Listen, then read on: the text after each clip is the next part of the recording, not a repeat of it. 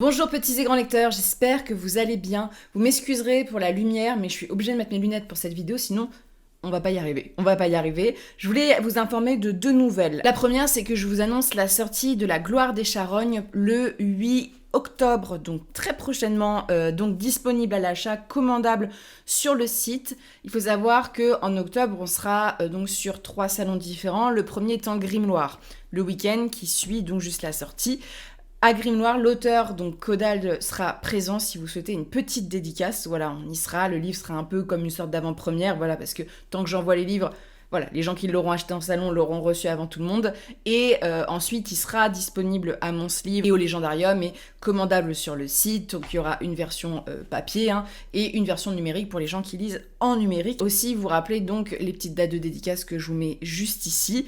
Et on va commencer. Je suis très contente de vous annoncer ça parce que enfin, on a une date, enfin, on a une sortie. Ça, c'est une bonne nouvelle. Et en parallèle, je continue à chercher des textes pour donc les 3 Nantes pour 2026, des ouvrages en tome unique, pas de romance, voilà, et de la fantasy, de la fantastique, voilà, pas de romantasy, mais tout est indiqué sur le site si vous souhaitez être publié chez nous. On revient au sujet principal de la vidéo, c'est donc les sorties d'octobre-novembre 2025. Alors, je vais faire une petite parenthèse parce que c'est vrai que depuis que j'ai repris les vidéos, depuis le début de l'année, on a des commentaires, comment dire, entre sexistes, déplacés, ça va à volo. Je sais pas ce qu'il y a eu en rentrée 2025, mais il y a des gens visiblement qui se sentaient pas très bien, voilà. Notamment concernant ces vidéos-ci, ça reste mon avis subjectif. C'est des livres que je vous sélectionne comme ceci. Parfois, je vous mets pas les services presse que je vais recevoir parce que je les ai déjà lus en fait. Donc pour moi, c'est pas vraiment des sorties parce que je les ai déjà lus. Donc déjà, ils sont chroniqués. La vidéo, elle est préparée en avance. Donc voilà, ça reste mon opinion subjective, sachant que ce sont des textes en majorité qui concernent de l'imaginaire, en majorité qui concernent surtout de l'imaginaire en grand format, et surtout, je mets en avant les indépendants de l'imaginaire. Si vous êtes là pour voir du De Saxus, vous verrez pas du De Saxus ici. Alors c'est octobre-novembre, je filme mi-septembre, donc il y a peut-être des choses qui vont passer à la trappe. La première sortie que je vous ai annoncée, voilà, c'est La Gloire des Charognes, qui est un univers de dark fantasy, donc pour le 8 octobre, un univers qui va comporter 4 nouvelles qui forment un roman, qui est une dark fantasy qui s'inspire de l'époque un petit peu antiquité, âge de bronze, peuple des steppes, où vous allez suivre donc 2 peuples que tout oppose, qui se battent pour un pays. Tumulus suit un homme qui va être condamné par la justice et enterré vivant, et on va suivre son procès. Une femme dans Cénopates qui va être enlevée et mise en esclavage et qui va devoir tout faire pour échapper et retourner dans son pays. Et dans Xot, on va suivre un alchimiste qui va voir son fils malade et va devoir trouver un remède, qu'importe le moyen. Et enfin, dans Le Vicaire de la Vanité, vous allez suivre un homme qui est un roylige, donc une sorte de souverain qui va voir apparaître sur ces terres un dieu déchu, sachant que les dieux ont chuté quelques années auparavant et va pas voir la chose d'un très bon œil. C'est un univers, donc, que je rappelle, de dark fantasy, plus 18 ans, qui est aussi illustré, donc écrit par Caudal et illustré en grande partie par Melf. Il y aura aussi des illustrations de Caudal dans le texte, qui mélange alchimie, sorcellerie, combat, épique, féminisme. Voilà, c'est vraiment un texte qui est très chouette. Et voilà, je voulais le petit lien en barre d'infos si vous voulez le commander. Parenthèse close concernant ma publication, et on va aller sur d'autres petites choses. La première étant, et je suis très contente parce que j'avais beaucoup aimé ce premier tome, qui est de la young adult, la nouvelle publication de Georgia Caldera qui devrait sortir au mois d'octobre, donc Le Serment d'Eldenai, le tome 2, qui est un univers très original. C'est pour ça que j'ai aimé ce texte-ci, parce que comme à chaque fois chez Georgia Caldera, on a des univers qu'on n'a pas l'habitude de lire forcément en imaginaire, où la manière dont c'est fait, c'est un peu original. Le Serment d'Eldenai, pour ceux qui ne le savent pas, c'est une duologie, donc ça, ce deuxième tome sera à la fin, où vous allez suivre une jeune femme qui est une sorte de prêtresse sur une île, abandonnée par sa mère, parce que sa mère avait des problèmes avec les stupéfiants. Lors en fait, de son passage pour devenir une sorte de prêtresse, elle n'est plus une apprentie, il y a 2 choses qui vont se passer, c'est qu'elle va rencontrer sa sœur, sa plus jeune sœur que sa mère a gardée, il y a un couple, c'est un peu horrible pour elle parce qu'elle voit la vie qu'elle aurait pu vivre, et en même temps cette sœur, elle l'admire, elle a envie d'avoir un lien avec elle, mais elle peut pas dire qui elle est. Et ensuite, une attaque de sorte de dieu. Il y a toute une cosmogonie complète dans cet univers-ci. Il y a une bataille des dieux qui va avoir une implication, et une grande attaque qui va forcer en fait les 2 jeunes filles à devoir fuir, partir en exode sur une terre qui n'est pas du tout accueillante, surtout pour 2 jeunes femmes. Voilà. Ça, c'est une première partie de l'histoire, et en parallèle, vous allez les suivre sur cette terre d'accueil. entre grands guillemets, donc sur ce continent, un jeune homme qui lui aussi a des dons spécifiques, hein, c'est un univers complexe, qui est une sorte de lame vengeresse pour le souverain en place, dont le père est rendu fou en fait par la magie qu'il maîtrise, et ce jeune homme va taper dans l'œil de la princesse héritière qui ne lui veut pas du bien, et va rencontrer dans ses rêves la jeune femme dont je vous parlais au tout début. Il y a un petit peu de romance, c'est un texte qui est vraiment tourné sur la cosmogonie et vraiment sur l'immigration. Moi j'ai beaucoup aimé ce point-ci. Je suis très contente parce que pour de la young adulte, je trouve que c'est de la très bonne young adulte de qualité et qui parle de sujets essentiels, notamment on parle d'agression sur les hommes, par exemple, faites par des femmes. Comme je vous dis, c'est des sujets qui sont durs, mais qui sont intéressants et qui sont pas non plus racoleurs ou trop violents ou trop... visible. Voilà, on n'est pas sur un récit adulte. Ça, c'est la petite parenthèse young adulte, mais j'avais envie de la notifier parce que je suis très contente que ce tome 2 sorte. Je ne sais pas si je le recevrai en service presse, je pense pas. J'avais eu le premier tome en service presse, mais je le lirai avec plaisir et je me l'achèterai sinon. Ensuite, alors là, on bascule dans un autre texte. Alors celui-ci, je vais l'acheter parce que même si les textes ont un certain prix, c'est un texte qui m'intéresse pour 2 points. Le thème m'intéresse et aussi parce que la personne qui fait, on va dire, ce texte est une personne qui a de plus en plus de légitimité en France dans la recherche. Je parle de Terry Pratchett et la mort, mourir en majuscule. C'est un texte qui va donc aborder le personnage de la mort, personnage essentiel, la saga de je sais plus combien de tomes des Annales du Disque Monde, saga que j'ai terminée il y a quelques temps et que c'est une de mes sagas préférées. Et Terry, je suis en train de me demander si j'ai mis Terry Pratchett dans mon top des meilleures lectures d'imaginaire. Parce que si je l'ai pas mis, je suis vraiment une conne parce que ça fait partie, je pense, de mon top 10. Voilà, j'ai quand même un doute. Mais elle va parler de ce personnage-là, qui se retrouve donc dans plusieurs tomes, c'est un personnage récurrent, et du concept de mort chez Pratchett, qui est un concept assez particulier et très bien traité, parce que pour ceux qui ignorent le travail de Terry Pratchett, les Annales du Disque Monde, c'est de la fantaisie humoristique, mais par le biais de l'humour, va toujours traiter des questions de société. Et le deuxième point, alors déjà la couverture est super, voilà, c'est surtout que c'est Justine Breton qui travaille là-dessus. Alors Justine Breton, vous la connaissez peut-être, parce qu'il me semble qu'elle a fait sa thèse sur The Witcher. Du moins, je sais qu'elle a déjà écrit des choses sur The Witcher qui étaient plutôt intéressantes de ce que j'ai lu d'elle. Donc voilà, j'ai assez confiance envers son travail, donc j'ai envie de voir un petit peu... Alors, Pratchett, ça n'a pas l'air d'être sa spécialité, mais il y a tellement peu de chercheurs en imaginaire qui sont légitimés en France et publiés qu'on fait avec ce qu'on peut aussi. Donc voilà. Là, par exemple, ils disent que le personnage apparaît dans 39 livres sur les 41 livres qui composent les Annales du Disque Monde. Et le cycle de Mortimer, il y a un cycle essentiel de la mort qui a 5-6 tomes. Voilà, mais ça n'empêche qu'elle est toujours présente et que le thème de la mort, au-delà de la mort, est quand même beaucoup abordé chez Pratchett. Et notamment, c'est aussi abordé chez Tiffen Patrak, par exemple. Donc très hâte. Je suis tellement heureuse qu'on fasse de plus en plus d'essais sur Pratchett. Le seul essai que j'avais lu, j'avais été assez déçue. Par contre, j'ai pas encore lu des essais d'Ala Talente, donc ça me permettrait de découvrir aussi la qualité de leur publication sous cet angle-ci. Le prochain texte que j'ai à vous présenter, celui-ci normalement je dois le recevoir en service presse. Vampire, sortez vos quenottes. C'est Stoker et Dracula, la fabrique d'une légende de Adrienne Party et de Damien Dufresné. Donc c'est dans la collection Actu SF d'essais. Faut savoir qu'ils ont sorti plusieurs essais là-dessus. J'ai pris ce texte-ci parce que je suis partenaire ActuSF. Je sais pas si je vous l'ai dit, ça fait quelques temps. Où je peux choisir un texte de temps en temps. Et c'est plutôt leur collection, soit certains titres qui me tapent à l'œil, mais c'est plutôt leur collection universitaire qui m'intéresse. Il y a tellement peu de choses qui sortent un peu intéressantes sur la recherche. Donc là, c'est le premier livre, d'après la 4e de couverture, sur l'histoire de ce roman. Comment son auteur, Bram Stoker, l'a écrit, quelles ont été ses inspirations et comment il s'est diffusé dans notre culture au point d'être connu par tous et combien aujourd'hui il est essentiel. Il faut savoir que le mythe du vampire, c'est une de mes passions, que j'adore Dracula et que j'adore les réécritures et que j'ai eu la chance et avis, petit tips pour les gens qui voyagent ou qui seraient en voyage à Dublin. À Dublin, alors c'est pas forcément ce qu'il y a de plus connu.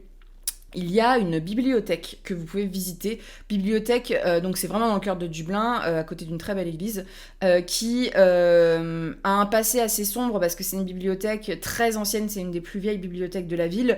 Donc vous imaginez les grandes étagères. Je parle pas du Trinity College, hein, donc la bibliothèque majeure de Dublin, c'est une autre. où donc quand il y a eu les révolutions, quand il y a eu voilà, les prises de Dublin, tout ça, vous pouvez voir les impacts de balles sur les livres parce qu'il y a eu beaucoup de destruction. Voilà, les gens se sont battus dans la bibliothèque, un truc épique.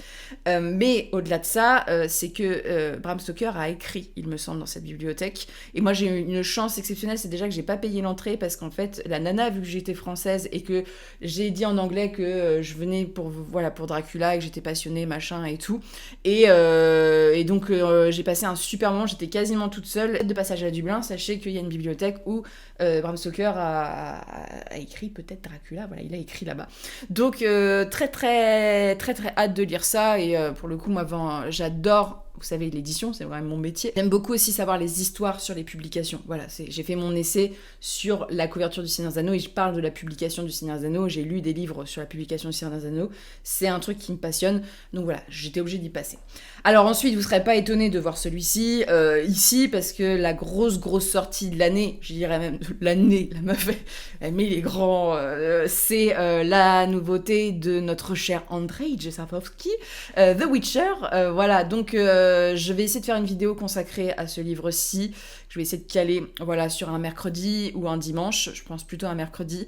La nouveauté, donc, qui n'est pas une suite, parce qu'au début, on nous avait vendu une suite, parce que la fin de The Witcher est un peu ouverte et tout, mais qui est une sorte de prequel à donc l'histoire de notre beau gosse de Geralt. Il y a un Geralt qui a priori adolescent ou jeune adulte, qui n'est pas encore devenu le loup blanc qu'on connaît, qui n'est pas encore devenu notre beau gosse sauveur d'enfants, et ne dégraisse pas, Laurel, ne pense pas à Henry Cavill, mais voilà, il n'est pas devenu ce qu'il était. Voilà, notre vieux baroudeur, il est jeune, il est pimpant, il fait ses petites classes d'armes, et il va être sauvé en fait de la pendaison, à ce que j'ai compris, parce que les Witcher, vous savez, c'est sorceleurs, c'est chasseurs de monstres, dans l'univers de l'auteur, ils sont pas très bien vus par la société. Et il va être sauvé par un vieux Witcher, donc un vieux sorceleur mystérieux qui va, je pense, lui apprendre la vie, et surtout, on va comprendre un peu plus en quoi Geralt est assez différent parfois de certains sorceleurs, notamment dans son respect de certaines créatures. Bon, il y a tout le travail aussi avec Vézémir et tout, mais Geralt, en fait, par exemple, il chasse les monstres, mais il est quand même dans cette espèce de respect des monstres. Vous avez sûrement vu, rien qu'en ayant vu la série, que Geralt ne veut pas attaquer les dragons parce que c'est une espèce en voie de disparition et c'est pas une espèce qui est agressive envers l'homme. Voilà. Il parle aussi, tu vois, il y a des moments, il y a des animaux qui apparaissent, lui il tue pas parce qu'ils sont pas agressifs, donc pourquoi tuer des animaux innocents? Donc je pense qu'on va être un petit peu dedans, et c'est une sortie mondiale. Alors je vous fais une petite parenthèse, mais il y a plein de gens donc avec cette couverture qui m'ont dit: oh, t'as vu la super belle couverture, Brajon s'est réveillé et tout. Non, Brajon a juste signé un contrat, voilà, où c'est une sortie mondiale dans tout le monde, c'est la même couverture, la même date de sortie avec tous les pays signataires. C'est une façon de publier. Vous avez donc des sorties où il y a des traductions sur les énormes titres, et ils ont eu raison de faire ça pour pas perdre des ventes, parce que je pense que de toute manière, sur ces gros titres-là, les gens lisent en anglais et n'attendent pas les sorties.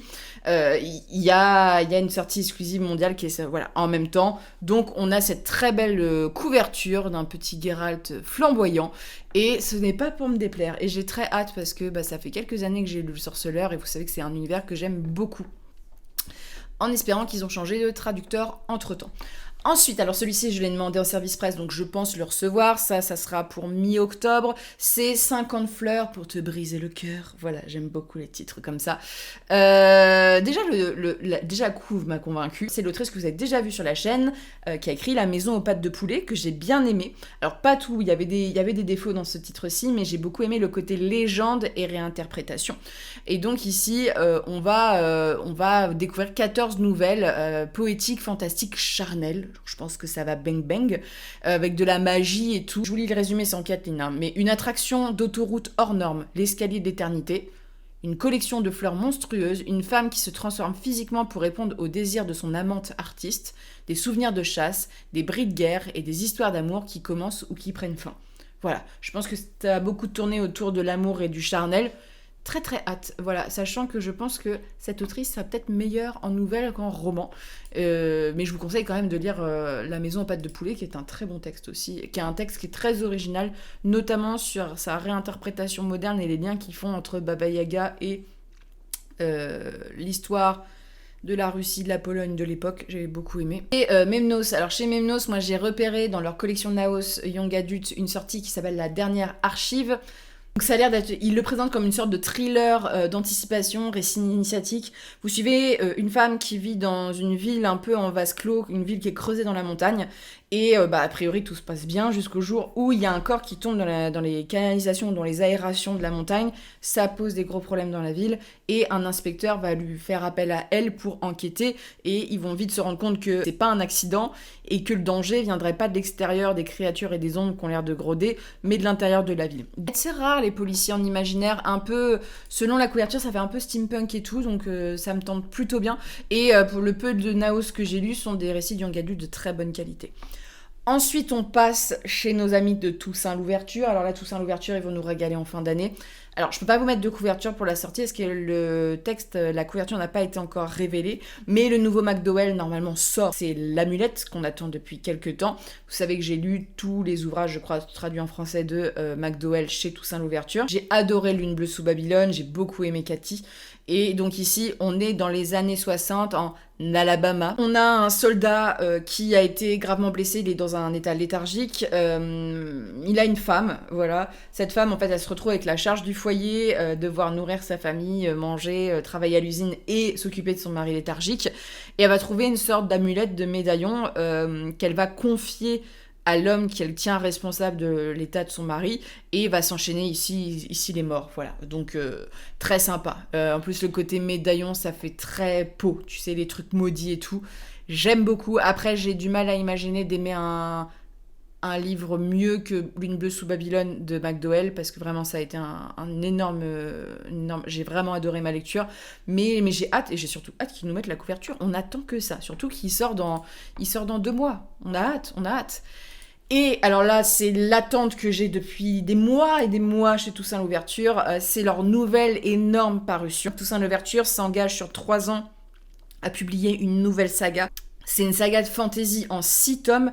Les couvertures sont absolument merveilleuses. J'adore le travail esthétique. Ça a l'air d'être un univers assez dense, assez historique. C'est pour ça que ça tient en 6 tomes, que ça va s'étaler sur 3 ans de publication. Donc je pense que s'il la publie, c'est que c'est quand même de très bonne qualité, vu la prise de risque financière que c'est pour un éditeur. On est dans des contrées méditerranéennes, j'ai hâte, les oliviers, tout ça. On a au nord de puissants pays continentaux, et dans le sud, l'Empire Mède, et il y a une petite péninsule. A priori, il y a encore un petit pays qui va prendre cher sur la gueule au milieu, et donc c'est divisé en 3 royaumes. A priori, il y a des dieux différents à chaque fois. Et un roi, a priori, qui veut traverser cet endroit, bon bref, pour des questions stratégiques. J'ai pas encore lu le livre, donc ça a l'air d'être complexe. Va vouloir épouser une reine, la reine d'Atolie, qui elle-même est en proie avec des conflits avec des généraux, et puis je pense que c'est parce que c'est une femme, donc voilà, il y a un carcan historique. On nous parle d'espionnage, de décors byzantins, de conflits ouverts et feutrés. Quand je vous dis, il y a 6 tomes, donc c'est large. Ça a l'air d'être un espèce de thriller historique. Je suis même pas sûre qu'il y ait de la fantaisie, côté créature. Bon, il y a un côté dieu, peut-être qu'il va y avoir des interventions. Mais ce travail de couverture, qu'est-ce que c'est beau. Donc j'ai très envie de le lire.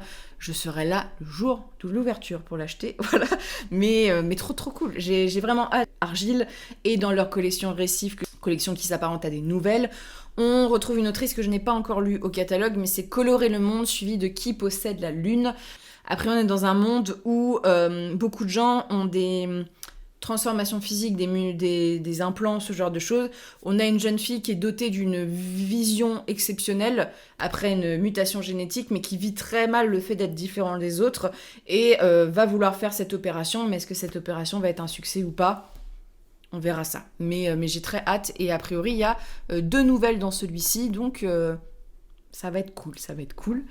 Et ensuite, et enfin, chez Le Chat Noir, vous avez une publication. Alors, il n'y a pas d'informations sur la date de sortie, mais normalement, il me semble que c'était pour cet automne, de ce que j'ai pu comprendre. Ils sortent un recueil de nouvelles qui s'appelle La Saison des Enchantements, et ça se passe pendant l'automne, donc je pense que ça va sortir en automne. Je vous en parle parce que ce recueil de nouvelles, normalement, Émilie Norxen, donc une des autrices du catalogue des 3 Nornes, a écrit une nouvelle dedans, donc voilà, c'était juste pour vous le souligner. Voilà, si vous avez envie de retrouver la plume d'Émilie. Et sur ce, j'ai fait le tour des petites choses que j'avais à noter. Voilà, j'avais pas non plus envie de vous surcharger d'informations et de bouquins. Et si on arrive à lire tout ça, on sera vraiment bien. Donc là, je vous ai axé sur des lectures qui sortent entre octobre et décembre. Je suis pas sûre que d'ici la fin de l'année, on refera une vidéo sur les sorties, mais voilà, j'espère que ça vous a plu. Et sur ce, je vous remercie encore de suivre la nouvelle parution des 3 Nornes, et je vous souhaite de très bonnes lectures et une très bonne journée.